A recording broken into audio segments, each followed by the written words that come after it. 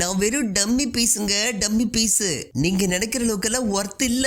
தோல்வியை ஒப்புக்கொண்டார் Donald Trump. உலக நாடுகளே, உங்கள் கப்பல்களை நீங்களே பாதுகாத்துக் கொள்ளுங்கள். கிட்டத்தட்ட இப்படி ஒரு சரணாகதி அறிக்கையை தான் அமெரிக்க அதிபர் டொனால்டு ட்ரம்ப் தற்போது வெளியிட்டுள்ளார். பல தசாப்தங்களாக உலக பெருங்கடல்களின் ஒற்றை ராஜாங்கமாக வலம் வந்த அமெரிக்காவிற்கு 2026 ஏற்பட்டுள்ள இந்த பின்னடைவு உலக அரசியலில் ஒரு மிகப்பெரிய திருப்பு முனையாக பார்க்கப்படுகின்றது. ஈரானின் ராணுவ கட்டமைப்பை 100% அழித்து விட்டதாக ட்ரம்ப் தம்பட்டம் அடித்தாலும் யதார்த்தம் வேறாக இருக்கின்றது. ஹார்முஸ் ஜலசந்தியை திறப்பதற்கு சீனா, பிரான்ஸ், ஜப்பான், இங்கிலாந்து போன்ற நாடுகள் இனி தங்கள் சொந்த போர் கப்பல்களை இங்கே அனுப்ப வேண்டும் என்று டொனால்டு ட்ரம்ப் தெரிவித்துள்ளார். உலக நாடுகளின் கச்சா எண்ணெய் போக்குவரத்தில் மிக முக்கியமான வழித்தடம் இது.